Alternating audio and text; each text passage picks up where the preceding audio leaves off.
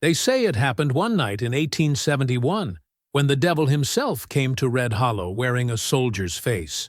Josiah Turner was his name, a quiet Union scout who'd buried his rifle and sworn never to kill again. But that was before the night they burned his wife and child inside the freedmen's schoolhouse, while the sheriff watched with a smile. When the law turned to ashes, Josiah became something else. For 24 hours, he rode through Mississippi like judgment itself. 37 men dead before sunrise. They called him the Ghost of Ruth's Hollow. But vengeance has a price, and by dawn, the line between justice and sin was gone. Was he a hero who avenged the innocent? Or just another monster the South created, based on the true fury of Reconstruction? The most feared black man who killed 37 KKK members in 24 hours. Before we go any further, comment where in the world you are watching from and make sure to subscribe because tomorrow's story is one you don't want to miss.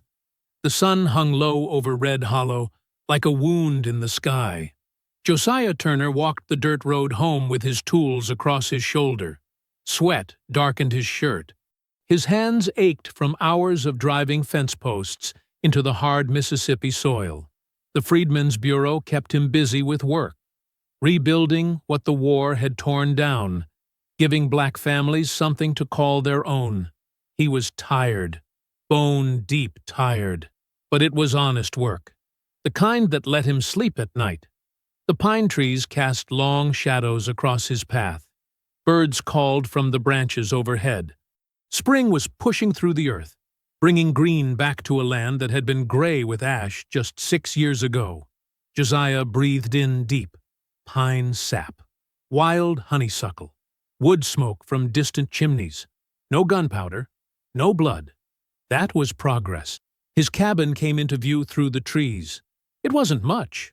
Rough-hewn logs chinked with mud, a stone chimney Ruth had insisted they build properly. A small porch where Caleb liked to sit and whittle. But it was theirs. They'd built it with their own hands after the war ended.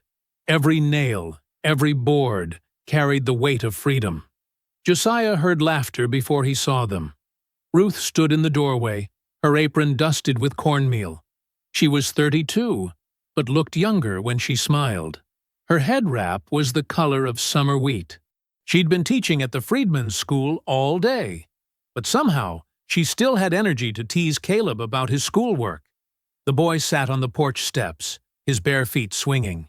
He was small for 10, thin as a willow branch, but his eyes were bright with mischief. "Papa!" Caleb jumped up. "Mama says you're late and supper's gonna burn if you don't hurry." "Your mama exaggerates," Josiah said, but he quickened his pace. Ruth shook her head. "I do no such thing, and you know it." Josiah set his tools against the cabin wall. His shoulders eased as he stepped onto the porch. Ruth touched his arm, her fingers cool against his sun-warm skin. For a moment, they just stood there. No words needed. Inside, the cabin smelled of cornbread and salt pork. Ruth had set the table with their few mismatched plates, gifts from the Freedmen's Bureau, mostly. Caleb chattered about his day at school, how he'd learned to spell Constitution, and how Miss Eleanor had praised his handwriting. Josiah listened. He ate slowly. This was what he'd fought for. Not glory, not victory parades. This, warm food, a safe roof, his family alive and whole. "You got that serious soldier face again," Ruth said. Josiah blinked. "What?" "That look." She gestured at him with her fork. "Like you're watching for enemy scouts in the trees. We're home now, Josiah.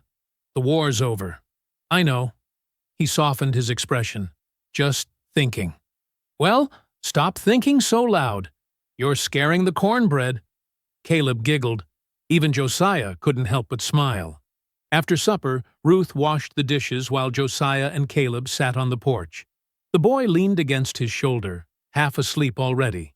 The sky had turned deep purple. Lightning bugs drifted through the yard like tiny lanterns. "Papa?" Caleb's voice was quiet. "You think things'll get better? For folks like us?"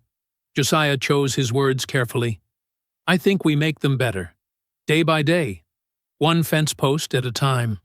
That's slow. Freedom's slow, Josiah said. But it's real. Caleb nodded against his chest. I'm gonna help. When I'm grown, I'm gonna build things too. I know you will, son. Ruth joined them on the porch. She rested her head on Josiah's other shoulder. They sat like that, the three of them, watching the night settle over Red Hollow. Josiah felt something he hadn't felt in years: peace. Later, after Caleb had gone to bed, Josiah sat by the lamp reading a newspaper Captain Green had given him. The Freedmen's Bureau agent came through Red Hollow every few weeks, bringing news from Jackson and Washington. The paper talked about new laws, federal troops protecting polling places, black men voting for the first time. Ruth mended one of Caleb's shirts by the firelight. Her needle moved in steady rhythm. You think it'll last? She asked without looking up. What? All of it. The schools, the voting, the bureau. Josiah folded the paper. Long as we fight for it. I'm tired of fighting. I know. He reached for her hand. Me too. She squeezed his fingers. Then let's just live. Let tomorrow worry about itself. Josiah nodded. But some part of him, the part that had survived 3 years of war, that had learned to sleep light and wake ready, couldn't fully rest. That part stayed alert, watching. A sound cut through the night, distant, muffled, like thunder rolling across flat land. Josiah lifted his head. Ruth looked up from her sewing. Storm coming? She asked. Josiah listened. The sound came again. Not thunder. Too sharp. Too rhythmic. Gunfire. He stood. The newspaper fell from his lap. Josiah? Ruth's voice carried an edge now. More sounds. Shouting. Men's voices raised in something between song and war cry. And then, light. Orange light flickering through the trees from the direction of town. From the direction of the schoolhouse. Josiah moved to the door. His hand found the rifle hanging above the frame, the one he'd told himself he'd never need again. Stay here, he said. Josiah, don't. But he was already moving. His body remembered what his mind had tried to forget. The way fear sharpens everything. The way violence announces itself before it arrives. He mounted his horse in one smooth motion. The animal sensed his urgency and needed no urging. They plunged into the woods, following the smell of smoke and the sound of chaos. The trees blurred past. Branches whipped at his face. His heart hammered, but his hands stayed steady on the reins. This was muscle memory from the war. Scout work. Moving fast through hostile territory. The smell hit him first. Burning wood. Burning fabric. Something else underneath. Something sweet and terrible that he recognized from battlefields. Burning flesh. The trees opened up ahead. Josiah saw the schoolhouse through the thinning forest. Flames climbed the walls. The roof had already collapsed inward. Fire lit the clearing like daylight, casting wild shadows. And there, silhouetted against the burning building, stood figures in white hoods. They moved like ghosts. Some on horseback, some on foot. They carried torches and rifles. Their laughter cut through the crackling flames. Josiah pulled his horse to a stop at the tree line. His breath came hard. The rifle in his hands suddenly felt too light, too small for what stood before him. He watched the white hoods celebrate their work, watched them pass whiskey bottles, watched them point at the burning schoolhouse and slap each other's backs. The cross-shaped blaze illuminated everything. They'd built it deliberately, shaped the fire to make their message clear. Josiah's face hardened. The last softness drained from his eyes. Something cold and old and terrible woke inside him. The war wasn't over. It had just been waiting. Josiah urged his horse forward, breaking from the tree line. The heat hit him like a wall. The schoolhouse was fully engulfed now, flames reaching toward the black sky. Smoke poured from the windows in thick gray columns. The building groaned, wood splitting, nails shrieking as they pulled loose. He dismounted while the horse was still moving. His boots hit the ground running. "Ruth!" His voice tore from his throat. "Caleb!" The white hoods turned to look at him. For a moment, everything stopped. They stared at this black man charging toward the fire they'd set. Then one of them laughed. The sound was muffled behind the hood, hollow and cruel. Josiah didn't stop. He pulled his shirt up over his nose and mouth, squinting against the heat. The schoolhouse door hung half open, flames licking around the frame. He could see inside. Desks overturned, books burning, the chalkboard cracked from the heat. Bodies on the floor. He pushed through the doorway. The smoke was thick as river water. It filled his lungs, choking him. He dropped low, crawling across the burning floorboards. The heat blistered his hands, but he kept moving. A shape ahead. A body. He grabbed it, pulling. Dead weight. Heavy. He dragged it toward the door, his muscles screaming. The floor collapsed behind him with a crash that showered sparks. He pulled harder. Outside. Cool air. He laid the body on the grass and looked down. Miss Eleanor, the other teacher. Her face was blackened, her clothes still smoking. Her eyes stared up at nothing. Josiah turned back to the fire. "Ruth! Caleb!" The building was collapsing inward. The walls tilted, ready to fall. He had seconds. He saw it then. Caught on the doorframe, fluttering in the heat-driven wind. Ruth's shawl. The blue one she'd worn that morning. The one Caleb had given her for her last birthday. Bought with pennies he'd saved for months. Josiah lunged for the door again. The frame was burning now, the wood charring black. He grabbed the shawl and pulled. It wouldn't come free. He yanked harder. The fabric tore. He stumbled backward, the shawl in his hands, and that's when the front wall gave way. It fell inward with a roar, sending up a column of sparks and ash. Josiah stood there, clutching the shawl. The fire reflected in his eyes, movement in the wreckage. He saw it through the flames, something small. A hand, a child's hand. No. The word barely made it past his lips. No, no, no! He dropped the shawl and ran at the collapsed wall. The heat was unbearable. His skin felt like it was peeling. He grabbed at burning timbers, throwing them aside. His hands blistered. He didn't care. The hand was still there, palm up, fingers curled slightly like Caleb used to sleep.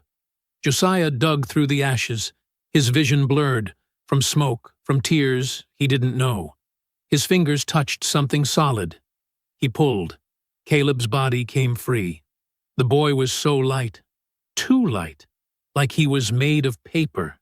His face was turned away. Josiah was grateful for that.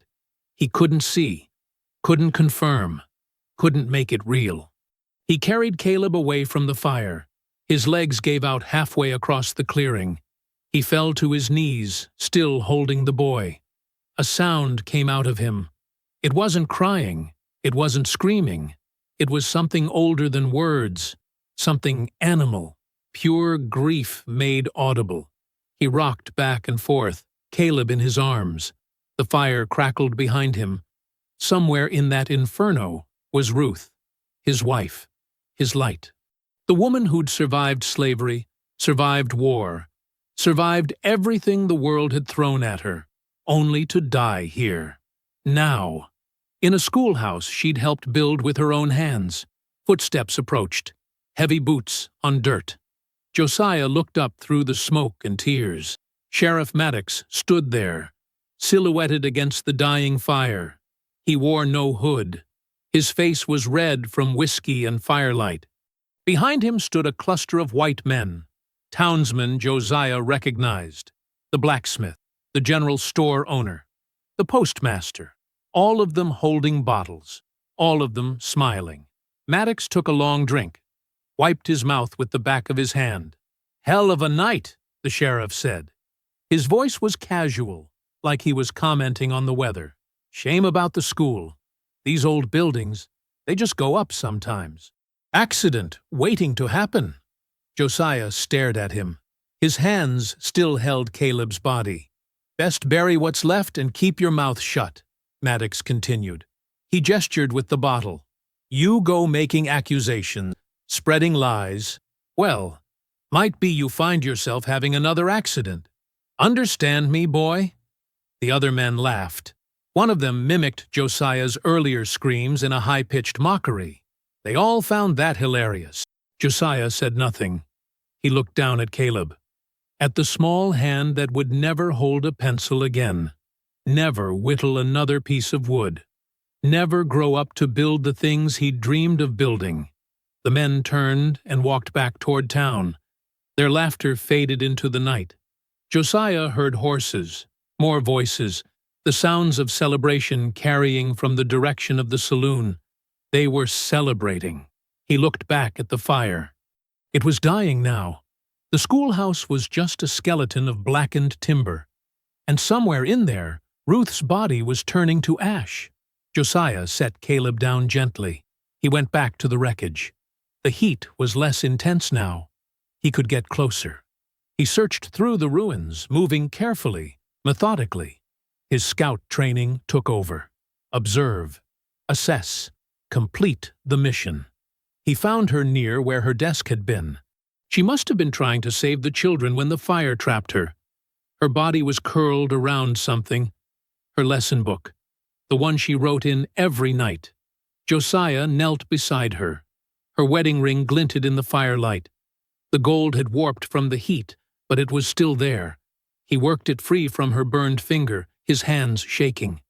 The ring was hot. It burned his palm. He closed his fist around it anyway. He didn't cry anymore. The tears had run dry. He just sat there beside Ruth's body, holding the ring, watching the last flames flicker and die. Dawn came slowly. The sky lightened from black to gray to pale blue. Birds started singing like nothing had happened, like the world hadn't ended. Josiah found a shovel in the remains of the school's tool shed. He chose a spot beneath the old oak tree where Ruth used to read to the children during lunch. The ground was hard. Each shovelful took effort. His blistered hands bled. He kept digging. 2 graves, side by side. He worked in silence. The sun rose higher. He heard footsteps on the road but didn't look up. The white preacher walked by. Reverend Walsh, the one who preached about Christian charity every Sunday. The man saw Josiah digging, saw the bodies wrapped in what remained of their clothes, saw the burned schoolhouse. He kept walking. Didn't say a word, didn't offer to help, didn't even pause, just kept walking. Josiah watched him go. Then he went back to digging. By the time he finished, the morning sun was bright and hot.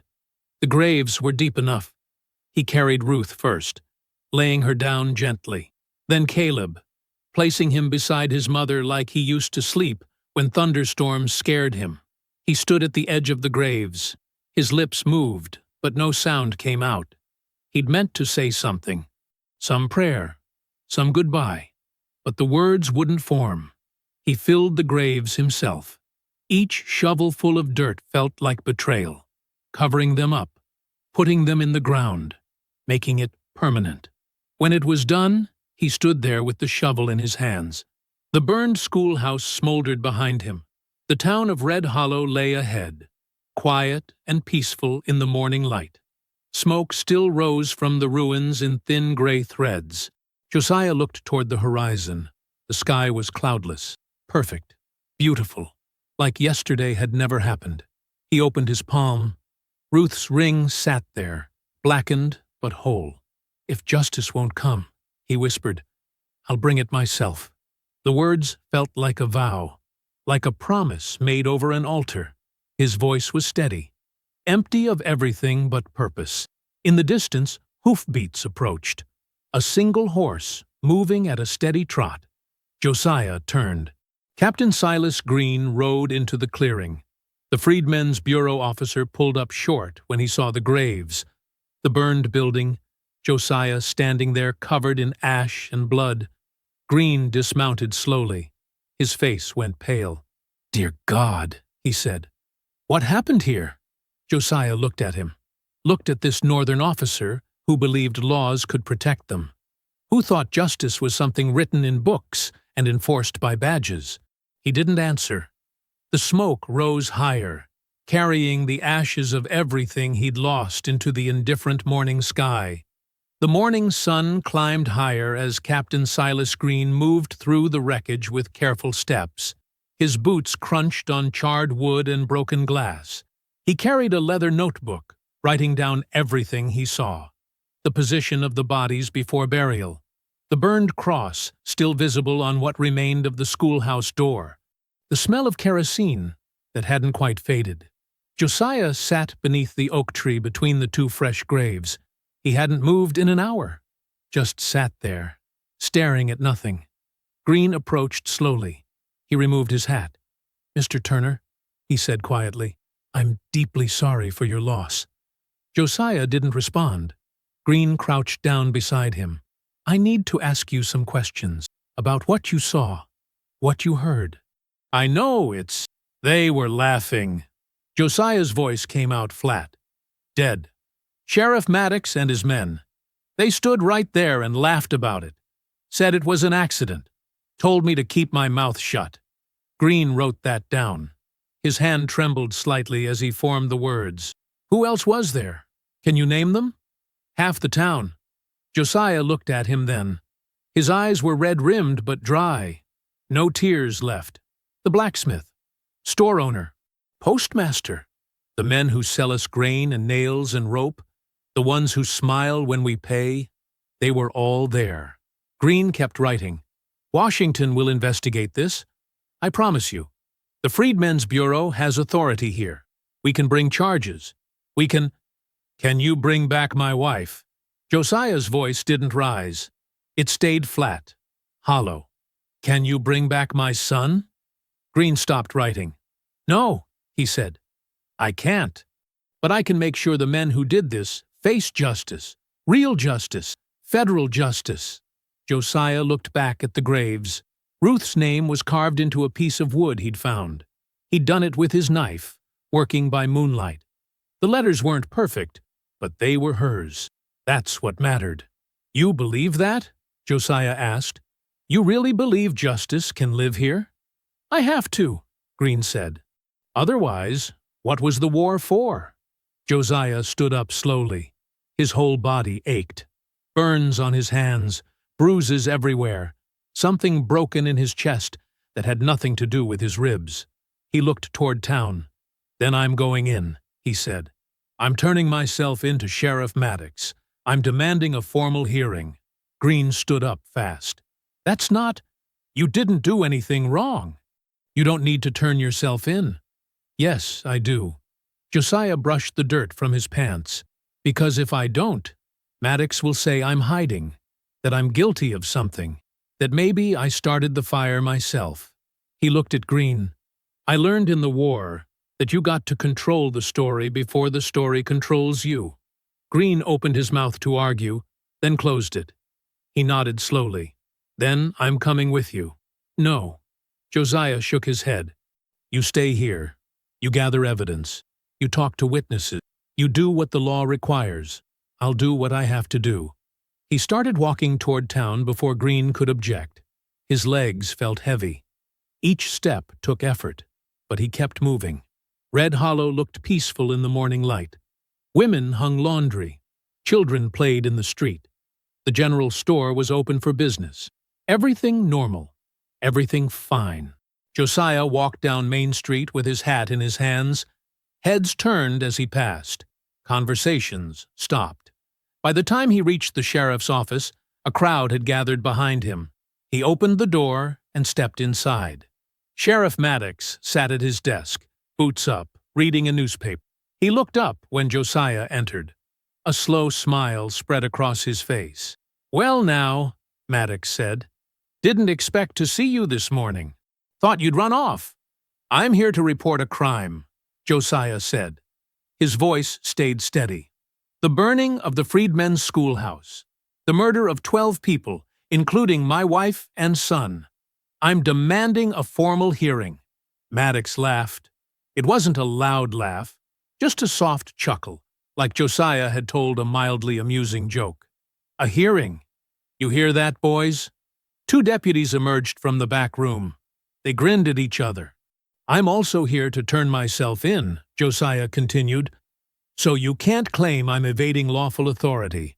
I'm putting myself in your custody, Sheriff, and I'm requesting that Captain Green of the Freedmen's Bureau be present for any questioning." The smile faded from Maddox's face. He put his boots down, stood up slowly. "You think you're smart, don't you? Think you can play lawyer?" "I think I can demand what the law promises," Josiah said.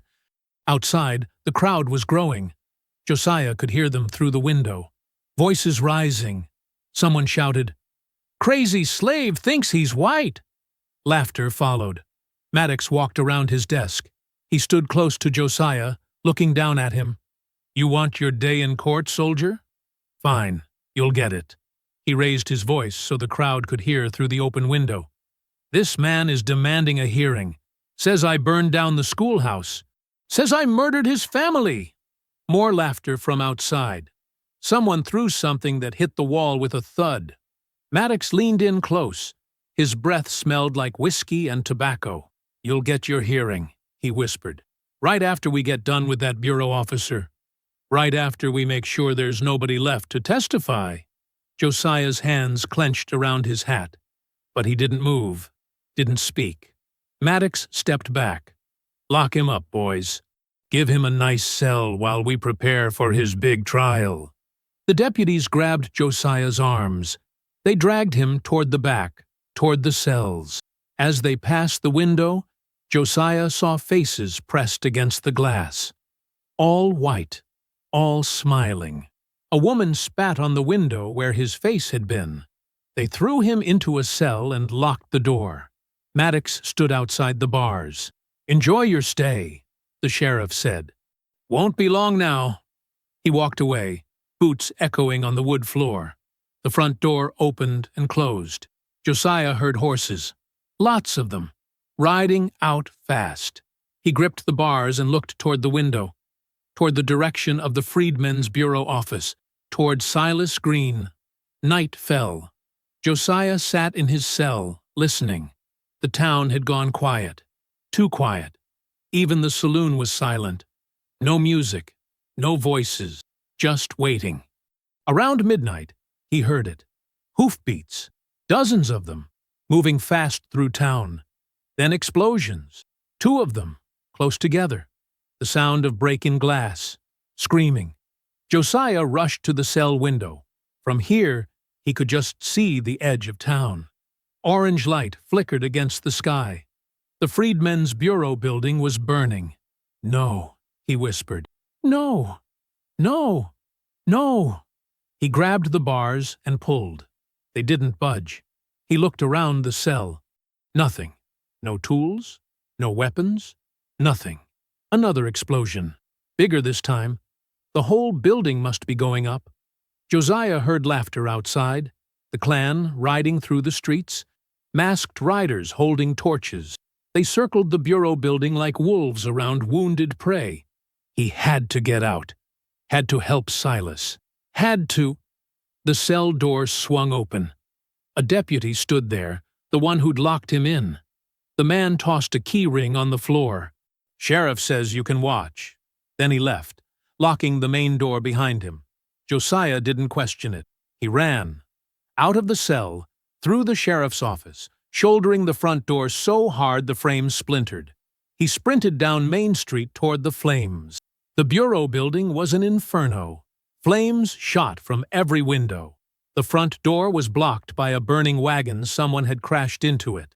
Masked riders circled on horseback, whooping and hollering. Josiah saw movement in an upper window. A hand pressing against the glass. Silas. Trapped. He ran at the building. Heat hit him like a wall, but he pushed through. Found a side door, kicked it open. Smoke poured out, thick and black. He went in anyway. The smoke blinded him immediately. He dropped low, crawling forward. Fire roared everywhere. The ceiling was burning. The walls. Everything. "Silas!" he shouted. "Where are you?" A voice, weak and coughing. "Here, upstairs." Josiah found the stairs. Half of them were already gone, burned through. He jumped the gaps, pulling himself up by the railing. His hands screamed in pain from yesterday's burns, but he didn't stop. The second floor was worse. The entire hallway was ablaze. He saw a door at the end. Silas's office. He ran through the flames. His clothes caught fire. He didn't care. He reached the door and threw his shoulder into it. The door burst open. Silas was inside, on the floor, overcome by smoke. Josiah grabbed him under the arms and dragged him toward the stairs. That's when the ceiling beam gave way.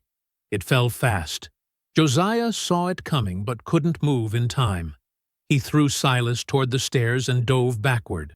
The beam hit him across the chest. The impact lifted him off his feet and slammed him through the floor. He fell through burning wood into the first floor, landing hard on his back. The wind knocked out of him. The beam pinned him to the floor, crushing his ribs. He tried to breathe. Couldn't. Tried to move. Couldn't. Through the smoke and flames, he saw Silas crawling toward the stairs. Good. He'd make it. Another beam fell. This one hit Silas directly. The man didn't even have time to scream. He just disappeared under burning timber. "No!" Josiah tried to shout, but nothing came out. He pushed at the beam on his chest. It wouldn't budge. The heat was unbearable. His skin was blistering. His lungs burned. He couldn't see anymore. Just fire. Everywhere. Something grabbed his leg, dragged him. The beam scraped across his chest, and then he was free, being pulled backward through the smoke, out the side door, into the cool night air. He hit the mud outside and lay there, coughing. Couldn't stop coughing. Tasted blood. Tasted ash. Rough hands rolled him over. The deputy who'd opened his cell stood there. "That's far enough," the man said. "Sheriff wants you alive to see what comes next." Josiah tried to speak, tried to move. His body wouldn't respond. He lay in the mud, burned and broken, staring at the bureau building as it collapsed. Through the flames, he saw it. Silas's hand, jutting out from under the rubble, palm up, fingers slightly curled, just like Caleb's had been. Josiah's vision blurred. He heard horses, laughter, the clan riding in circles around the burning building, celebrating their victory. One of them rode close, leaned down from his saddle. Josiah couldn't see his face through the hood, but he heard the voice. "Maddox." "Now, let's see him get his hearing," the sheriff shouted. The other riders laughed. They fired their guns in the air and rode off into the darkness, their whoops echoing through the empty streets. Josiah lay in the mud. His face was smeared with ash and blood. Behind him, the bureau building's bell tower swayed. It held for a moment, silhouetted against the flames. Then it crumbled, crashed down into the ruins with a sound like the end of the world. The law was dead, and so was mercy. The moon hung full and red over Red Hollow. Blood moon, the old folks called it. Sign of death coming. Josiah Turner stood between two fresh graves. His shadow stretched long across the churned earth. In his right hand, he held the rifle he'd carried at Vicksburg. The wood was worn smooth from years of handling. The metal still knew his grip. He'd been standing there for an hour, maybe two. Time moved strange now. Ruth was in the ground, and time didn't matter anymore. Behind the cabin, hidden under the floorboards of the old chicken coop, was a trunk. He'd buried it the day the war ended. Swore he'd never open it again. Swore those days were done. He walked to the coop now. His boots made no sound on the grass. Old habits, scout habits. Move quiet. Leave no trail. See everything. Trust nothing. The trunk came up heavy. Iron-bound oak, sealed with wax. He broke the seal with his knife. Inside, wrapped in oilcloth, was his Union uniform. Dark blue wool, holes patched where Confederate bullets had found him. 3 stripes on the sleeve.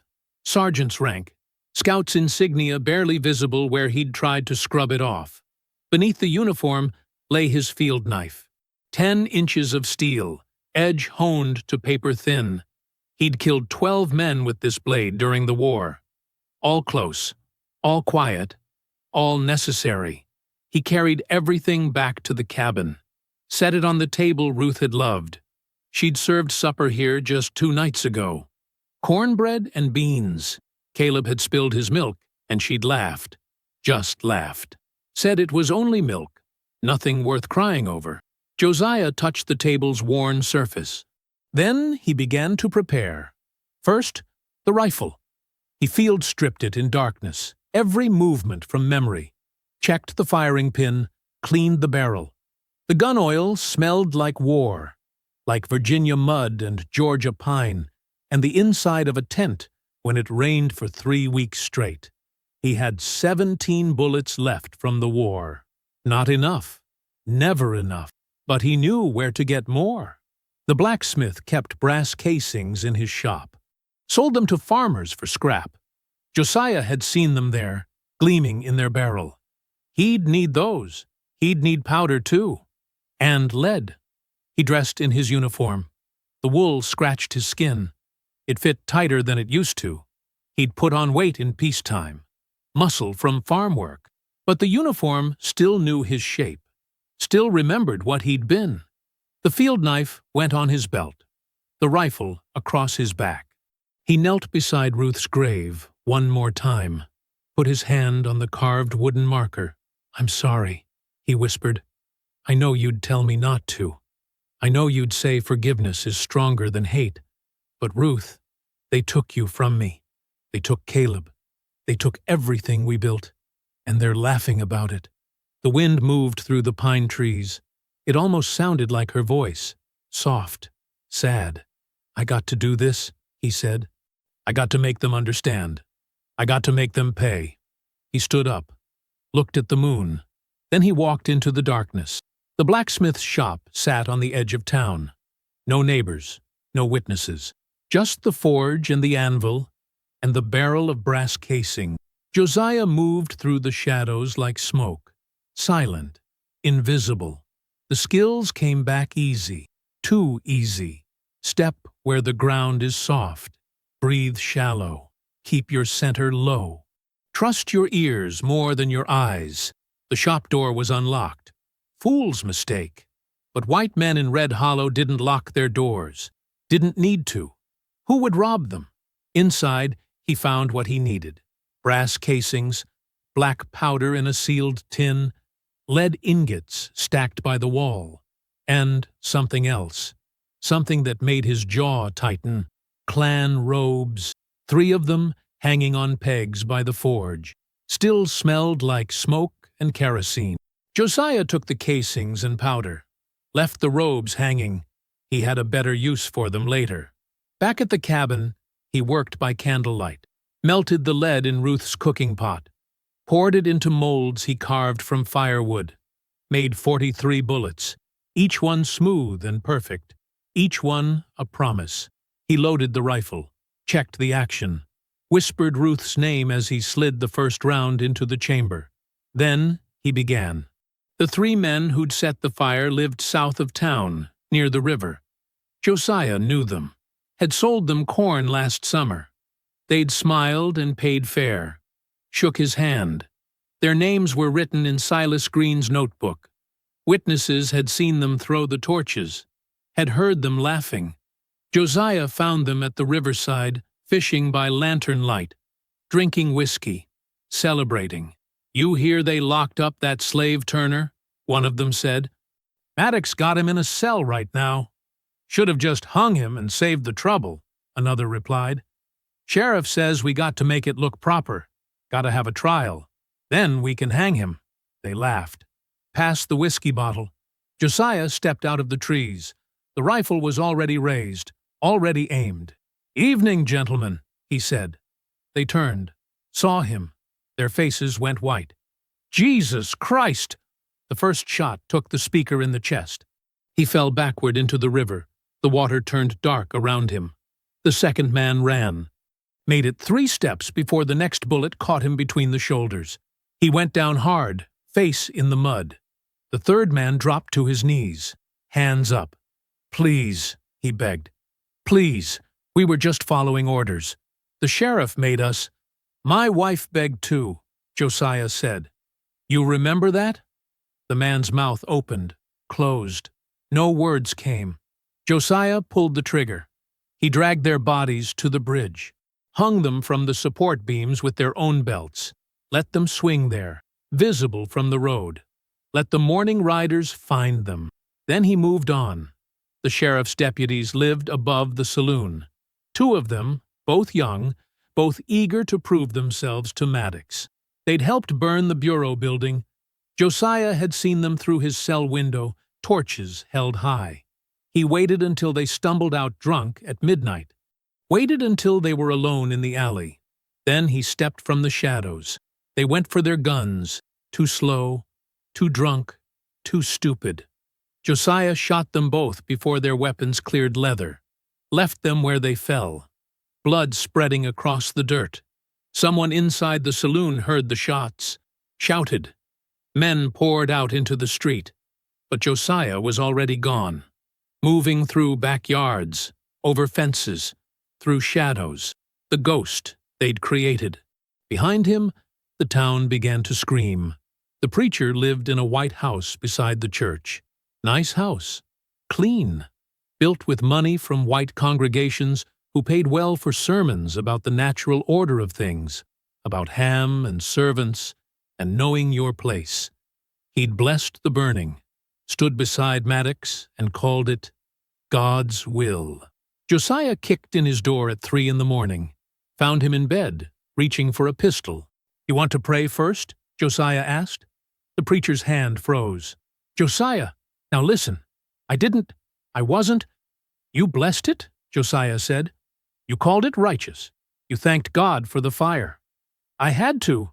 The sheriff would have—" "My wife believed in God," Josiah interrupted. "Believed in forgiveness. Believed people like you meant what you preached." He raised the rifle.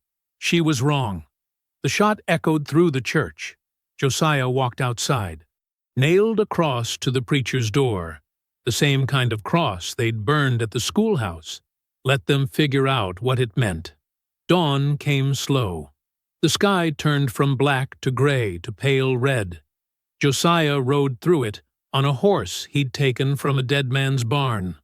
The rifle lay across his saddle. His uniform was spattered with blood and mud. 37 men were dead. Klansmen, deputies, townsmen who'd laughed. All of them gone. All of them payment for what they'd taken. He rode into Red Hollow as the sun broke over the trees. Main Street was empty. Curtains twitched in windows. Doors stayed locked. The whole town held its breath. Josiah stopped his horse in front of the courthouse, dismounted slowly. His legs were stiff. His hands were steady. He looked up at the building, at the flag hanging limp in the still air. "Now, the law's awake," he whispered. The train arrived at 9 o'clock. Its whistle cut through Red Hollow like a knife through butter. Sharp, final. The kind of sound that meant business. Major Everett Collins stepped onto the platform wearing his federal uniform. Blue coat, brass buttons. The kind of man who carried authority in his shoulders. He was tall, weathered, with gray threading through his dark hair. His eyes were the color of winter sky. Cold, calculating, missing nothing. Sheriff Maddox's deputies waited for him. 3 of them, younger than the men Josiah had killed. They looked like boys playing dress-up in their father's clothes. Their hands shook when they tipped their hats. "Major Collins," the oldest one said. His voice cracked. "We're grateful you came. This town's been through hell." Collins looked at him. Didn't speak. Just looked. The deputy's face went red. "Where's Sheriff Maddox?" Collins asked. He's organizing the search parties, sir. Out near the swamp. He sent us to meet you and take me to the bodies." The deputy swallowed. Sir? The bodies, Collins repeated. I need to see what we're dealing with. They rode through town in silence. Collins studied everything. The boarded windows, the empty streets, the way people watched from behind curtains, too afraid to step outside. This wasn't just fear. This was terror, the kind that changed a place forever. The first bodies were at the bridge, still hanging where Josiah had left them. 3 days in the Mississippi heat had done terrible things. The smell hit Collins before they rounded the bend. He dismounted, walked closer. The deputies hung back, hands over their noses. Collins studied the scene like a puzzle. The placement of the bodies, the way they hung, the precise spacing. He'd seen this before, during the war. Union scouts used bodies as markers, as warnings, as psychological weapons. Cut them down, he ordered. The deputies hesitated. Now. They scrambled to obey. Collins walked the perimeter while they worked, found boot prints in the mud, measured them with his fingers, size 10. Military issue. The same boots Union scouts wore. The same boots he'd issued to his men during the war. He stood up, looked toward the pine woods. Somewhere out there, Josiah Turner was watching. Collins felt it in his bones. Major? One of the deputies approached. The sheriff wants to know when you'll join the search party. Tell him I'll join when I'm ready, Collins said. First, I need to understand who I'm hunting. The Freedmen's Bureau building was ash. Collins walked through it slowly, stepping over charred beams. The fire had been methodical, started from multiple points, designed to trap anyone inside. He found what was left of Captain Silas Green near the back door. The body was burned beyond recognition, but the brass buttons were still there, still gleaming. Collins had known Silas. Good officer. Believed in the cause. Believed that Reconstruction could work if good men stood firm. He'd died believing it. Did anyone try to save him? Collins asked.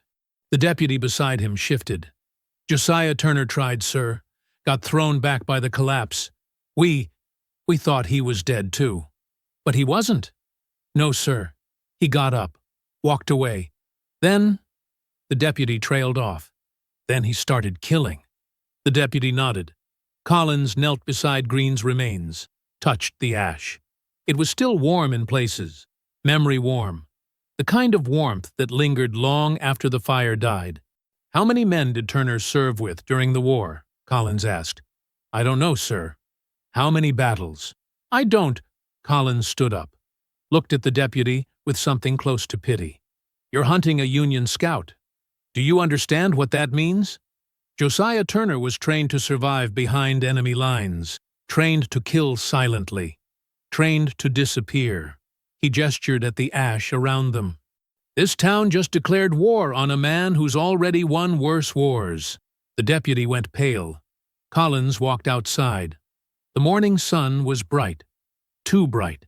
It made the burned building look even worse. Made the shadows sharper. Sheriff Maddox rode up on a chestnut horse. He was a big man, thick through the shoulders, with a red face and small eyes. The kind of man who'd been important before the war and couldn't accept that things had changed. Major Collins, he said, not bothering to dismount. We're wasting time here. Turner's in the swamp. We need to move now before he gets deeper in. Collins studied him. How many men have you lost, Sheriff? Maddox's jaw tightened. 37 good Christian men. Slaughtered like animals. I asked how many you've lost. Not how many Turner killed. What's the difference? The difference, Collins said slowly, is that I need to know if the men who died were soldiers or civilians. Were they armed? Were they organized? Or were they just townspeople caught in the wrong place? Maddox's face darkened. They were patriots defending their homes from a murderous... They were Klansmen, Collins interrupted. Don't insult my intelligence, Sheriff. I've read the reports. I know what happened at the schoolhouse. I know about the Bureau building. I know exactly what kind of men Turner killed. The street went silent. Even the birds stopped singing. Maddox leaned forward in his saddle. "You taking his side, Major?" "I'm taking Washington's side," Collins said, "which means I'm here to restore order. Nothing more. Nothing less. Now, take me to your search party." They found the first trap 2 miles into the pine woods, a tripwire strung between trees attached to sharpened stakes, the kind of trap that would gut a horse and throw its rider. Collins dismounted, examined it carefully. The wire was military grade. The stakes were positioned with mathematical precision. Whoever set this knew exactly what they were doing. "Spread out," he ordered. "Watch for more. Don't touch anything. Don't step anywhere I haven't stepped first." The posse moved slowly. 15 men, half of them soldiers Collins had brought from Jackson. The other half were locals who thought they knew these woods. They didn't know anything. Collins found 3 more traps in the next hour. Snares, deadfalls, one particularly clever pressure plate that would have triggered a cascade of rocks. Each trap was positioned to funnel pursuers into kill zones, standard guerrilla tactics, the kind Turner would have learned at Vicksburg, at Atlanta, in the long, bloody grind through Georgia. "He's playing with us," one of the soldiers muttered. "No," Collins said. "He's teaching us. He wants us to know what we're up against."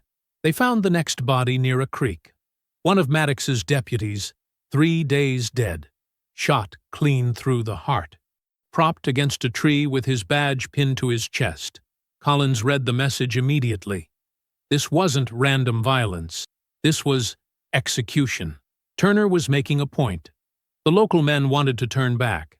Collins didn't blame them, but he pressed on, following the trail deeper into the swamp, following the ghost of a man he'd once called friend. Night fell fast in the swamp. The soldiers made camp on high ground, posting guards in shifts. Collins sat by the fire, studying a map by lamplight. Maddox sat across from him, drinking from a flask. "You fought with him," Maddox said. It wasn't a question. Collins didn't look up. "I commanded him. There's a difference. What kind of man is he?" "The kind who does what needs doing." "That's not an answer." Collins folded the map, met Maddox's eyes across the flames. "Josiah Turner is the best scout I ever trained. Smart, disciplined, loyal to a fault. During the war, he saved my life twice. Saved his whole company more times than I could count." He paused. "If you'd left his family alone, he'd still be that man. So you do blame us." "I blame whoever burned that schoolhouse," Collins said. "I blame whoever killed the bureau captain. And I blame whatever broken system made Josiah Turner believe his only option was 37 murders in one night." He stood up. "Now, if you'll excuse me, I need to sleep. Tomorrow we go deeper." Maddox spat into the fire. "You won't find him. Not if he doesn't want to be found." "I know," Collins said quietly. "That's what worries me." Miles away, deep in the black heart of the swamp, Josiah Turner sat under a cypress tree. His rifle lay across his knees. His uniform was torn and filthy. He'd been living off wild roots, rainwater, and the meat from a rabbit he'd snared yesterday. Ruth's Bible sat open on a flat rock. Josiah had been writing in the margins by moonlight. Names, dates, details, a careful accounting of every man he'd killed, every sin he'd committed. 37 names, 37 reasons, 37 pieces of his soul gone forever. He closed the Bible, tried to sleep. The dreams came fast. He was back at the schoolhouse. The fire roared around him. Ruth's voice called from inside the flames. "Josiah, help me!" He ran forward, tried to reach her, but the heat pushed him back. The smoke choked him. "Ruth, you think this is justice?" Her voice was different now, harder, colder. "You think killing them brings me back?" "I had to. They took you. They took everything." "So you took everything from them," Ruth said. "Their fathers, their sons, their brothers. You became what they were, Josiah, You became the monster." "No," he whispered. "No, I'm not." "Look at your hands." He looked down. His hands were covered in blood, dripping with it. 37 men's worth. "You think this is justice?" Ruth asked again. The schoolhouse collapsed. The flames swallowed everything. Josiah woke up screaming. He was alone. The swamp was dark. The moon was hidden behind clouds. His rifle was in his hands. He didn't remember grabbing it. His hands trembled. For the first time since Ruth died, for the first time since he'd started killing, Josiah Turner's hands trembled with something other than rage. They trembled with fear. 2 days passed like years. Josiah's horse was dying. He could feel it in the animal's gait, the way she stumbled over roots that should have been easy to clear. Her breathing came hard and wet. Foam gathered at her mouth. The swamp had taken its toll on both of them. The mosquitoes were worse than any battlefield. They came in clouds so thick Josiah could barely see. They bit through his torn uniform, crawled into his ears. His neck was a mass of welts and dried blood. He'd stopped slapping at them yesterday. There was no point. For every one he killed, 100 more took its place. The water was dark, black in most places. It smelled like rot and old death. Josiah's boots were soaked through. His feet had blisters on top of blisters. Every step hurt. Every breath tasted like swamp gas. He needed rest, needed food, needed to think. The abandoned plantation appeared through the cypress trees like a ghost from another life. The main house had burned long ago, probably during the war. Only the brick chimney remained, reaching up through the vines like a tombstone. But the slave quarters were still standing. 4 small cabins arranged in a half-circle, their roofs sagging but intact. Smoke rose from one of them. Josiah's hand went to his rifle, then stopped. If someone wanted him dead, they could have shot him already. He was too tired to be careful anymore. He dismounted. His horse immediately collapsed. Lay there, breathing hard, her sides heaving. "Easy, girl," Josiah whispered. "Just need a minute. Just need—" The cabin door opened. An old black man stepped out, maybe 50, maybe 60. Hard to tell with men who'd lived hard lives. He was thin, dressed in patched trousers and a shirt that had been white once. His face was deeply lined. His eyes were kind but cautious. "You look half dead," the man said. Josiah nodded. "The other half's catching up fast." The man studied him for a long moment. Looked at the rifle, looked at Josiah's uniform, looked at the exhausted horse. "You're him," he said quietly. "The one they're all talking about." Josiah said nothing. "Come on then," the man said. "Get inside before someone sees you." The cabin was small but clean. A fire burned in the stone hearth. There was a rough table, a chair, a sleeping mat in the corner. Dried herbs hung from the rafters. A Bible sat on the windowsill, its cover worn smooth from years of reading. Josiah collapsed into the chair. His legs wouldn't hold him anymore. The man brought him water. Real water, not swamp water. Josiah drank it so fast, he choked. "Slow down," the man said. "You'll make yourself sick." Josiah forced himself to drink slower. The water tasted like heaven. "Name's Isaac," the man said. "Isaac Carter. I farm about 2 acres east of here. Reclaimed plantation land." He gestured at the cabin. "Used to sleep in places like this when I was property. Now I own the dirt I walk on. Strange how things work out." "Josiah Turner. I know who you are." Isaac sat down on the floor, his back against the wall. "Whole county knows. Some say you're a devil. Some say you're an angel. Most don't know what to think." "What do you think?" Isaac was quiet for a while. "I think you're a man who lost everything, and I think you tried to fill that hole with blood." Josiah looked down at his hands. They were filthy, scarred. The knuckles were raw from fighting through briars. "How long can you stay?" Isaac asked. "Not long. Bounty hunters are tracking me." "They're closer than you think," Isaac said. Passed through here yesterday. Asked if I'd seen you. I told them no. He paused. But they'll be back. They're circling tighter, running a net through these woods like they're hunting deer. Josiah closed his eyes. He was so tired. So impossibly tired. Why did you do it? Isaac asked. Not judging, just asking. They burned the schoolhouse, Josiah said. His voice was flat, empty. My wife was teaching there. My son was learning to read. They burned it with everyone inside. Then they killed the bureau captain who tried to investigate. The law wasn't going to do anything, so I did. 37 men. 37 Klansmen.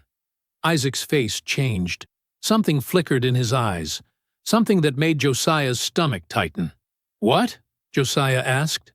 Not all of them, Isaac said quietly. What? Isaac stood up, walked to the window, looked out at the darkening swamp. I knew some of those men. Not friends, but I knew them. Sharecroppers mostly. Poor whites who could barely feed their families. The Klan came to them and said, "Join or we'll burn you out. Join or we'll kill your children." So they joined. Wore the hoods because they had to. Hated every minute of it. Josiah felt something cold spreading through his chest. Benjamin Cole, Isaac continued. You kill a man named Benjamin Cole? The name meant nothing. Josiah had stopped learning names after the 10th man. After that, they were just targets, just obstacles between him and justice. Biracial fellow, Isaac said. Light-skinned. Worked as a sharecropper up north of here. Had a wife and 3 little girls.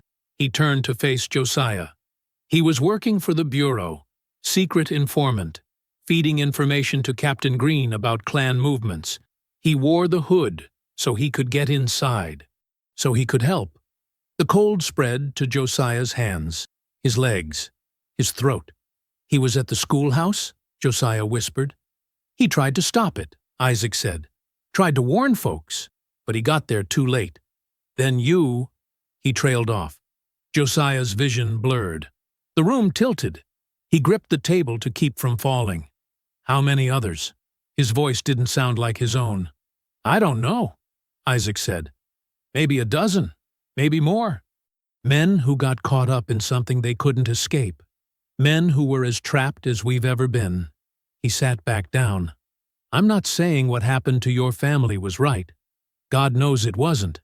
But Josiah, you became the thing you were fighting. You stopped seeing people, started seeing targets. Josiah stood up, stumbled to the door, made it outside just in time. He vomited into the mud, retched until nothing came up but bile and air. His whole body shook. 37 men. 37 names he never learned. How many of them had families? How many had been forced? How many had been like Benjamin Cole? Good men trying to survive a bad situation? How many innocent people had he killed while hunting monsters? The rain started, cold and hard. It soaked through his uniform in seconds. Josiah fell to his knees in the mud, dug his fingers into the wet earth. He wanted to disappear, wanted the ground to swallow him whole. His rifle was still inside the cabin. He crawled back through the door, grabbed it, came back out into the rain. Isaac stood in the doorway, watching. Josiah dug, used his bare hands to carve a hole in the mud.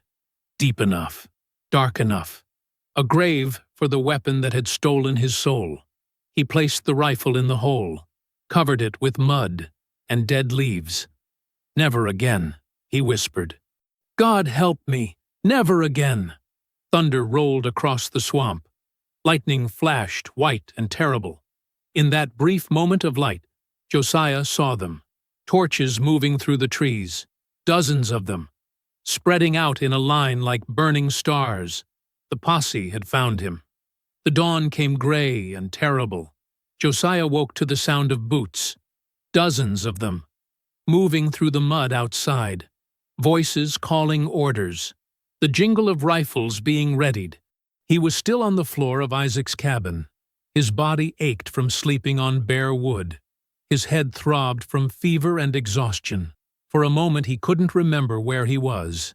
Then it all came rushing back. The rifle in the mud. Benjamin Cole's name. The weight of innocent blood. Isaac was already up, standing at the window, peering through a crack in the boards. "How many?" Josiah whispered. "Too many." Isaac's voice was calm. Too calm. "They've got the whole place surrounded. Must be 40 men out there, maybe more." Josiah stood. His legs wobbled, but held. He moved to the window beside Isaac and looked out. The morning mist hung thick over the ruined plantation. Through it he could see torches, lanterns, the shapes of armed men forming a loose circle around the slave quarters. They were taking their time. No rush. They knew he had nowhere to go. "I'm sorry," Josiah said. "Shouldn't have come here. Shouldn't have brought this to your door." "Hush, now." Isaac turned from the window. "Come with me." He led Josiah to the back corner of the cabin, knelt down and pulled aside a worn rug. Underneath was a trap door. Old, barely visible in the dim light. "Slave tunnel," Isaac explained as he pulled it open. "Goes under the cabins and out into the swamp. Used to be how folks escaped before the war. I kept it clear. Never know when you might need to disappear." Below was darkness, the smell of wet earth and standing water. "Won't they search down there?" Josiah asked. "Maybe, but you'll have a head start." Isaac grabbed Josiah's arm, looked him in the eye. "Listen to me. What you did, it's done. Can't take it back. Can't bury it deep enough. But you can still choose what comes next. You can still be more than this." Josiah wanted to believe that. Wanted it desperately. But when he looked at his hands, all he saw was blood.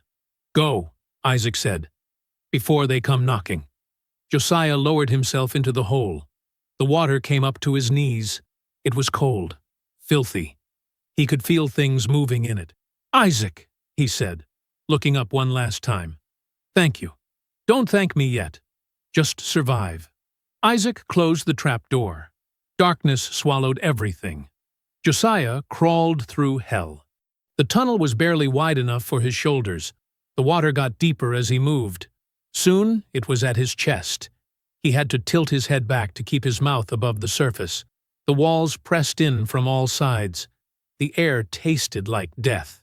Behind him, faint through the earth, he heard shouting. Boots stomping on the cabin floor. A gunshot. Then another. Whether they were shooting at Isaac or just trying to scare him, Josiah didn't know. He kept crawling. The tunnel turned, twisted, branched off in directions he couldn't see. He had no light, no way to tell which way led to freedom and which led deeper into the earth. He just moved forward, pulled himself through the water, by feel alone. Something brushed against his leg, something alive. He bit back a scream and kept going. More gunfire behind him. Closer now. They'd found the tunnel. Josiah moved faster. The water got shallower. The tunnel widened. Ahead he saw a faint circle of gray light. The exit. He pulled himself up and out into the swamp, gasped for air. His whole body was caked in mud and filth. He looked like something that had crawled up from a grave. Behind him came voices in the tunnel. They were coming fast. Josiah ran. He doubled back toward Red Hollow. It made no sense. The smart move was to run deeper into the swamp. Lose himself in the wilderness. Maybe make it to the next county. The next state. But he was done running. If there was no justice in this world, if the law was just another tool of oppression, if even the Bureau had used Ruth's death to further their own ends, then there was nothing left to preserve, nothing left to protect. He was going to end this. Tonight. With Sheriff Maddox. The man who'd orchestrated the burning. The man who'd stood and watched Ruth and Caleb die. The man who represented everything wrong with this broken world. Josiah would kill him. Not for vengeance anymore. Not even for justice. Just because it needed doing. Because monsters needed to die. The storm rolled in at sunset. Thunder shook the earth as Josiah reached Red Hollow. Rain fell in sheets so thick he could barely see 10 feet ahead. The streets were empty. Everyone had taken shelter. The sheriff's office sat on the edge of town, a small building with bars on the windows and a sign that read, "Law and Order." The words made Josiah want to vomit. He didn't have his rifle anymore, just his field knife and his bare hands. It would be enough. He kicked the door open. Maddox was inside, alone, sitting at his desk with a bottle of whiskey and a stack of papers. He looked up as Josiah entered, smiled. "Wondered when you'd show up," the sheriff said. "Figured you were smarter than this. Figured you'd run." "No more running," Josiah said. Maddox stood. He was a big man, thick through the shoulders. His face was scarred from old fights. "You killed 37 men. 37. And for what? Your wife's still dead. Your boy's still dead. You didn't change nothing. I changed you sleeping easy at night." Maddox laughed. "I sleep just fine, boy." Josiah moved fast, closed the distance before Maddox could draw his gun, slammed into him with all his weight. They crashed into the desk, papers scattered, the whiskey bottle shattered. No tactics now, no precision, just two men trying to kill each other with their hands. Maddox was strong. He got Josiah in a headlock, squeezed until Josiah's vision spotted. But Josiah drove his elbow back. Once, twice, felt ribs crack. Maddox loosened his grip. Josiah spun, drove his fist into Maddox's face. The sheriff's nose broke with a wet crunch. Blood sprayed. They grappled, fell against the wall. Maddox grabbed a chair and swung it, caught Josiah in the shoulder. Pain exploded down his arm. "You didn't stop the Klan!" Maddox shouted, swinging again. "You built a bigger one. Every black man in this county's gonna pay for what you did. We'll burn them all." Josiah caught the chair, ripped it from Maddox's hands, threw it aside. "You think you're righteous?" Maddox was breathing hard now. Blood poured from his nose. "You're just another killer. Just like me." "I know," Josiah said, and drove his knife into Maddox's gut. The sheriff gasped, grabbed Josiah's wrist. They stood there, locked together, the knife buried between them. "Your wife," Maddox wheezed. Blood bubbled at his lips. "Wasn't random. Bureau wanted outrage, wanted a reason, for martial law. They let it happen. Wanted you to snap." The words hit harder than any punch. "You're lying," Josiah whispered. "Am I?" Maddox grinned through bloody teeth. "Why you think Green was so close? Why you think federal troops showed up so fast? They needed a massacre, needed a monster. Congratulations, soldier. You gave them everything they wanted." The knife twisted. Maddox died with that grin still on his face. Josiah pulled the blade free, stepped back, let the body fall. He collapsed beside it. The rain hammered on the roof. Thunder rolled like cannon fire. Lightning flashed through the windows, illuminating both of them. One dead, one broken. "Then there's no justice left for any of us," Josiah whispered. The storm raged on. Neither body moved. In the flickering lightning, they could have been brothers, two men destroyed by the same sick world. The rain stopped sometime before dawn. Josiah stood behind the sheriff's office with a shovel in his hands and Sheriff Maddox's corpse at his feet. The ground was soft from the storm. Easy digging. He went down 6 feet, deep enough that animals wouldn't find it. Not that anyone would come looking. Not that anyone would care. He rolled the body in. It landed with a wet thump. Maddox's dead eyes stared up at the gray sky. Blood had dried on his lips in a dark crust. That grin was finally gone. "You were right," Josiah said quietly, "about what I am, about what this made me." He filled the hole, packed the dirt down, marked it with nothing. Let the grass grow over it. Let the world forget Sheriff Maddox ever existed. When he finished, the sun was rising. Pink and orange streaked across the horizon like an open wound. Josiah stuck the shovel in the ground and walked to the stable behind the office. Maddox's horse was there, a big chestnut gelding with a white star on its face. Well fed, well groomed. The kind of horse a man buys to show the world he matters. Josiah saddled it, took what supplies he could find. Hardtack, jerky, a canteen. He didn't bother hiding. The streets were still empty. The whole town was holding its breath, waiting to see what the monster would do next. He rode out of Red Hollow, heading northeast toward Jackson. The land between Red Hollow and Jackson was a graveyard. Josiah passed through ghost towns where the only sound was wind rattling through broken windows. Places that used to have names, used to have people. The war had come through like a scythe and left nothing standing. He saw burned plantations reduced to blackened chimneys and scattered bricks. The big houses with their white columns, all gone. The slave quarters, too. Everything equal in ash. Fields that should have been green with crops stood empty. Weeds grew waist-high where cotton once stretched to the horizon. No one left to plant. No one left to harvest. Just silence and decay. Sometimes he passed families on the road. White folks, mostly, heading west with everything they owned piled in wagons. They stared at him as he rode by. Some recognized him, or thought they did. Their faces went pale. They hurried their children along faster. Once he passed a black family going the opposite direction. A man and woman with 3 small children walking barefoot through the dust. They stopped when they saw him. The man removed his hat. The woman pulled the children close. "You him?" the man asked quietly. "The one they talking about?" Josiah didn't answer. "Thank you," the woman said, tears in her eyes. "For what you done. For making them scared like we been scared."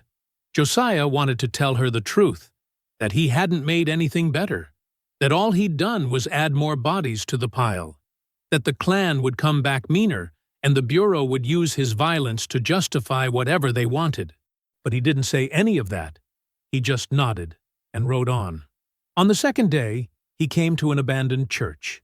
It sat alone in a field of dead grass, white paint peeling, cross tilted on the steeple. The doors hung open like a mouth gasping for air. Josiah almost rode past, but he heard voices inside.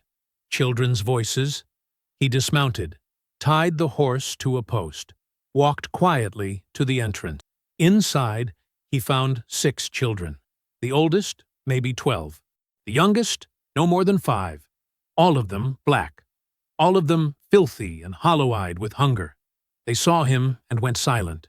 The oldest boy stepped forward, skinny as a stick, wearing clothes 3 sizes too big. "You the ghost?" he whispered. "I'm just a man," Josiah said. "That's what my mama said, too."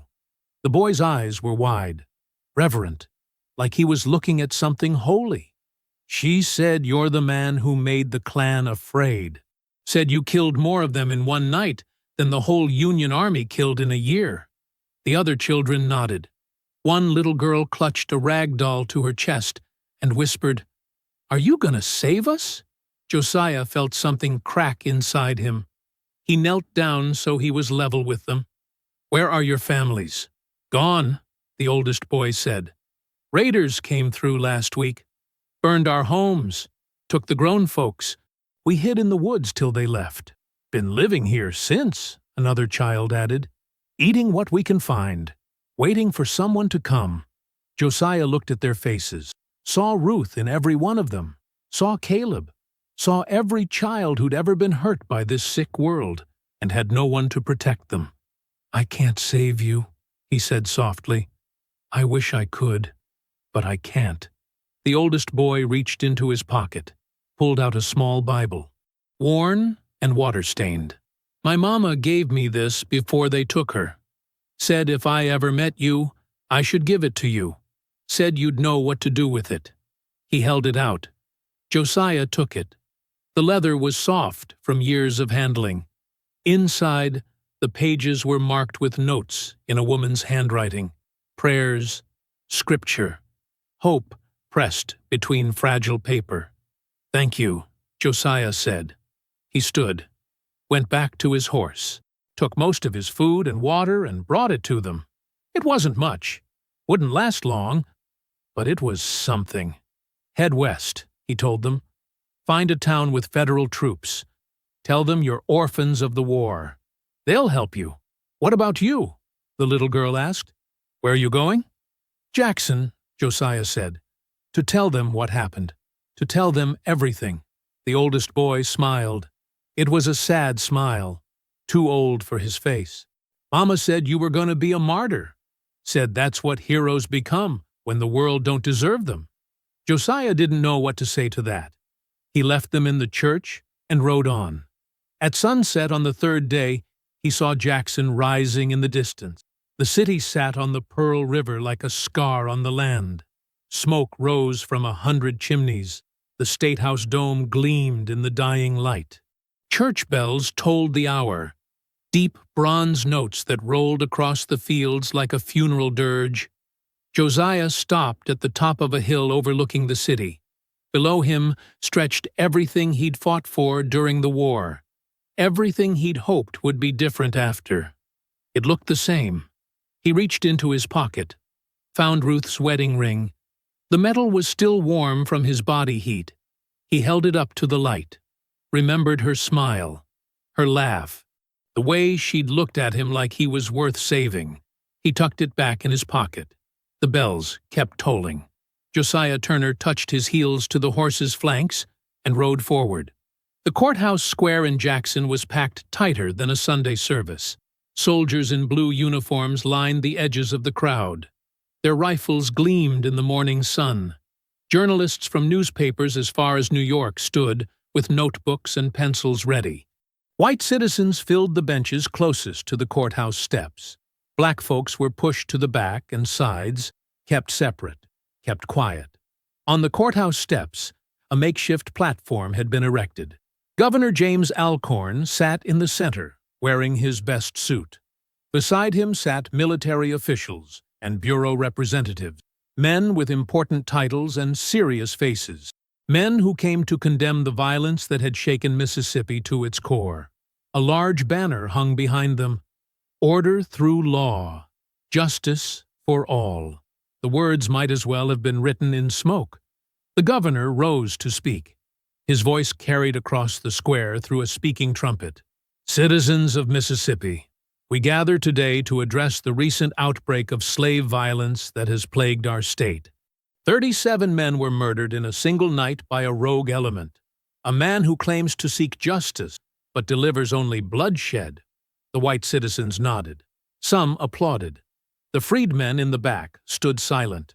"We will not tolerate lawlessness from any quarter," the governor continued, "whether it comes from night riders or from those who would answer terror with more terror. Today we stand united in declaring that Mississippi will have order, that peace will be." He stopped. The crowd had begun to turn, heads swiveling toward the north end of the square, whispers spreading like wildfire. A lone rider appeared at the edge of the crowd. He sat tall on a chestnut horse, wore no weapons, no uniform, just simple clothes covered in 3 days of dust. His face was hard and weathered. His eyes were dark and hollow. Josiah Turner dismounted slowly, tied the horse to a hitching post. The crowd parted before him like water before a stone. He walked forward. Every step was measured, deliberate. He didn't hurry, didn't hesitate. He walked like a man who'd already made peace with whatever came next. The soldiers reached for their rifles. An officer shouted something, but Major Everett Collins stepped forward with one hand raised. "Hold," he commanded quietly. Josiah reached the base of the courthouse steps. He looked up at the men on the platform, looked at the governor, the officials, the journalists scribbling frantically. Then he spoke. "My name is Josiah Turner." His voice wasn't loud, but it carried, clear and strong. "I am the man you came here to condemn. I killed 37 men in one night, and I've come to tell you why." The square erupted. Shouts, gasps, women clutching their children, men reaching for weapons that weren't there.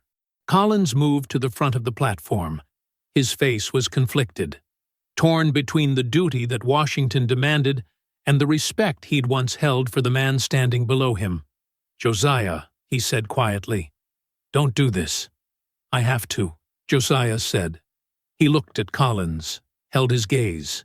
"You know I have to." He turned back to the crowd. 37 men, he continued. "I tracked them. I hunted them. I killed every single one. Some I shot. Some I hanged. Some I cut down with my own hands. You want to call it murder? Fine. Call it that. But first, hear what made me do it." The journalists were writing furiously now. The soldiers stood frozen. Even the governor had gone silent. "They burned a schoolhouse," Josiah said. His voice cracked slightly. He steadied it.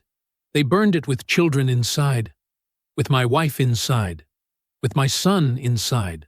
They stood outside laughing while people screamed. The sheriff watched. The preacher blessed it. The townsman drank whiskey and called it justice. A black woman in the crowd began to weep. Others joined her. The freedmen at the back pressed closer.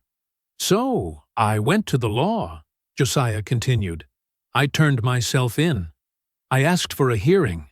I believed, God help me, I believed, that the law would work, that the Freedmen's Bureau would help, that Captain Silas Green would get justice for Ruth, for Caleb, for all of them." He paused. Let the silence settle. The next night they burned the Bureau office, with Captain Green still inside. More gasps, the journalists looking up sharply. This was news to some of them. "So I stopped asking for justice," Josiah said. "I took it. I became what you made me, a killer, a ghost. The thing you feared most. A black man who wouldn't die quiet." He climbed the steps slowly. No one stopped him. He stood before the platform now, eye level with the governor. "But here's what none of you want to hear," he said. "Those 37 men? Some of them weren't Klansmen.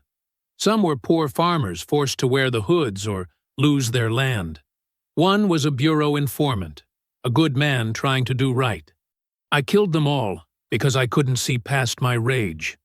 He turned to address the full crowd. "You made laws for the living," he said, his voice rising now, strong, unflinching. "But you forgot the dead. You wrote rules about property and taxes and voting, but you didn't write laws about the bodies in unmarked graves, the children who burn, the mothers who disappear. You built this country on blood, and then acted surprised when it bled." A white man in the front row stood up. "You're nothing but a murderer." "Yes," Josiah said simply. "I am. Just like the Klan. Just like the sheriffs who look away. Just like the Bureau that uses our deaths to justify whatever Washington wants. We're all murderers here. I just had the honesty to admit it." Collins stepped forward. His face was pained. "Josiah Turner," he said formally, "you are under arrest for the murders of—" 37 men, Josiah finished. "I know. I counted every one." He held out his hands. The soldiers came forward with shackles.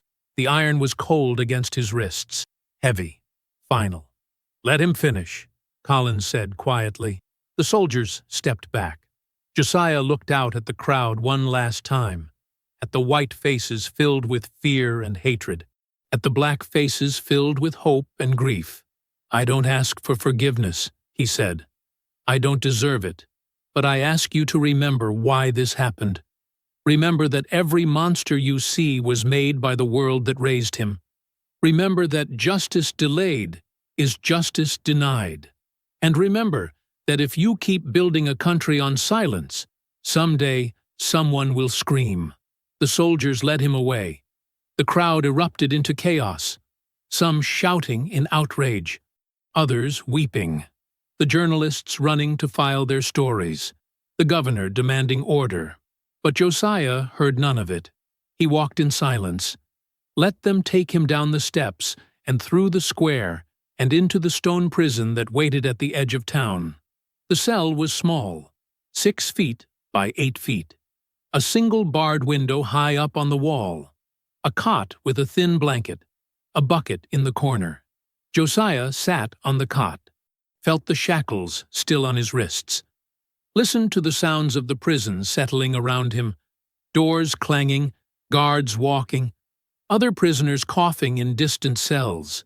As evening came, he heard something else, singing.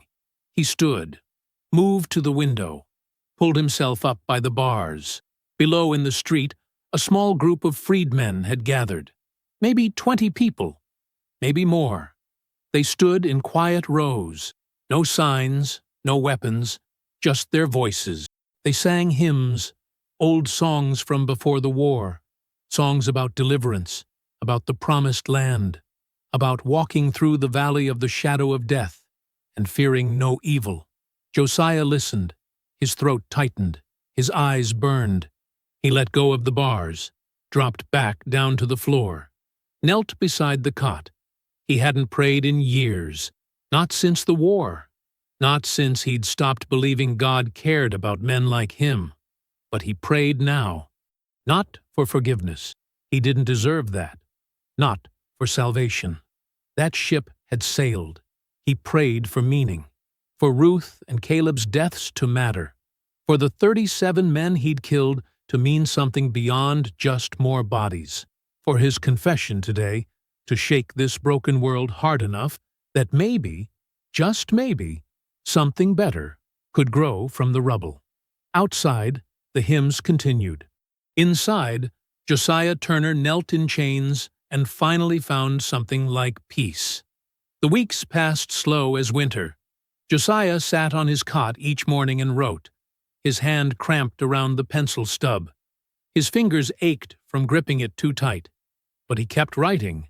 He wrote about Ruth, about the way she hummed while cooking, about how she'd touch his face when the war memories got too heavy. He wrote about Caleb learning to read, about the boys' laugh, about the future they'd planned together. He wrote about the massacre, every detail he could remember, the smell of burning wood, the sound of screams, the sheriff's laughter, the preacher's blessing. He named names, listed addresses, recorded conversations he'd overheard. He wrote about the 37 men, each one, what they'd done, where he'd found them, how they'd died. He didn't spare himself, didn't soften it, just laid out the truth in plain words that anyone could understand. The paper piled up. 10 pages, 20, 30. Guards brought him more paper when he asked. Didn't say why, just slid it through the bars and walked away. On the 23rd day, boots echoed in the corridor. Major Everett Collins appeared at the cell door. His face looked older, tired. He wore his full uniform, carried official papers in one hand. "Josiah," he said quietly. "Major." Josiah set down his pencil, stood slowly. His legs were stiff from sitting so long. Collins unlocked the cell, stepped inside. The door clanged shut behind him. He stood there for a long moment just looking at Josiah, at the papers spread across the cot, at the man he'd once fought beside. "Washington's issued the sentence," Collins said finally. His voice was flat, professional, but something underneath it trembled. Josiah nodded. He'd known this was coming, had made his peace with it weeks ago. "When?"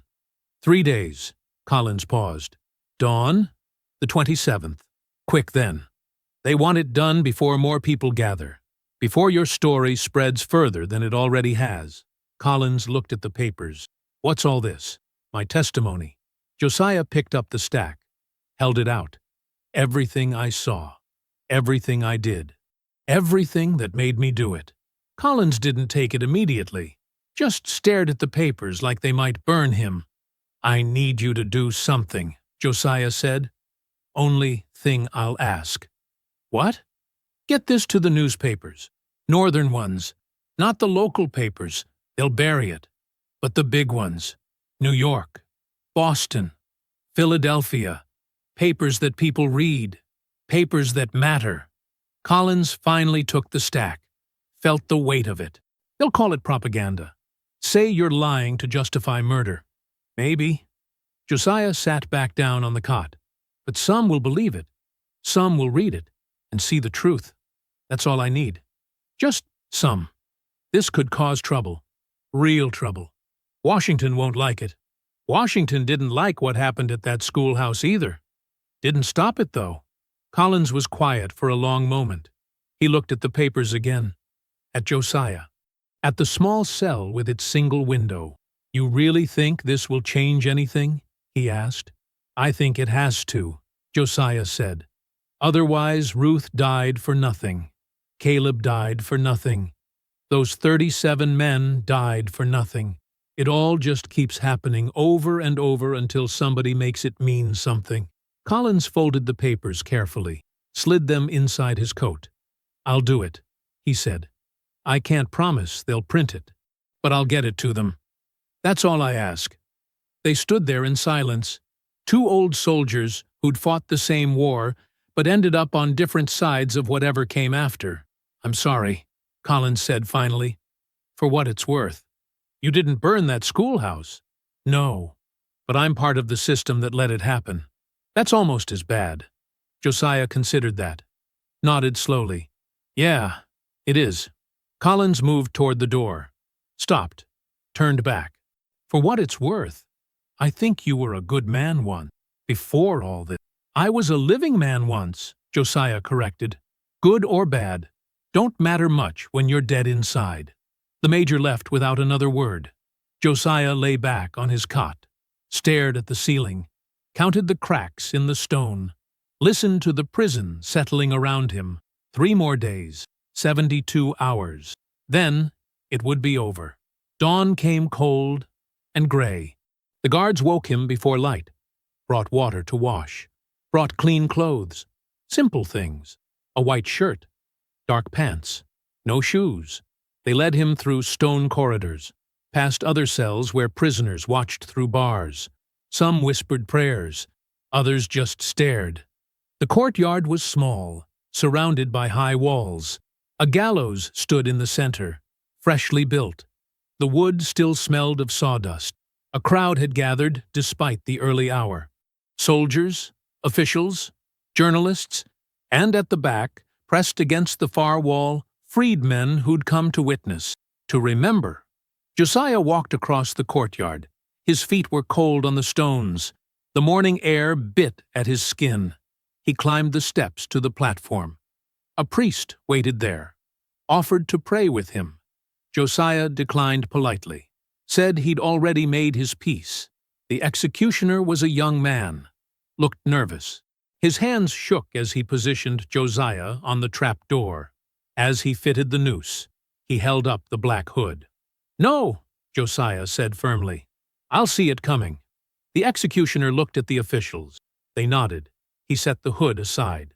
Major Collins stood at the front of the crowd. Their eyes met. Josiah gave the smallest nod. Collins touched his coat where the papers were hidden. The official read the charges, the sentence, asked if Josiah had final words. Josiah looked out at the crowd, at the white faces and the black faces, at the soldiers and the freedmen, at the journalists writing frantically. He looked at Collins. Tell them I wasn't the devil, he said clearly, his voice steady, strong. I was what they made to find one. The executioner placed his hand on the lever. Josiah closed his eyes, saw Ruth's face, saw Caleb laughing, saw the schoolhouse before it burned, saw everything good he'd ever known. The lever pulled. The trapdoor opened. Josiah Turner dropped. The rope went taut. The crowd fell silent. Even the birds stopped singing. In that moment, that terrible suspended moment, the only sound was the creak of rope and the whisper of wind through the courtyard. Then it was over. The officials moved forward, checked, confirmed, made their notes. The crowd began to disperse, slowly, quietly, like people leaving a funeral. Collins stood watching for a long time, his hand still pressed against his coat, against the papers that would soon travel north. That would soon tell a story this broken country needed to hear. I hope you found that story powerful. Leave a like on the video and subscribe so that you do not miss out on the next one. I have handpicked 2 stories for you that are even more powerful. Have a great day.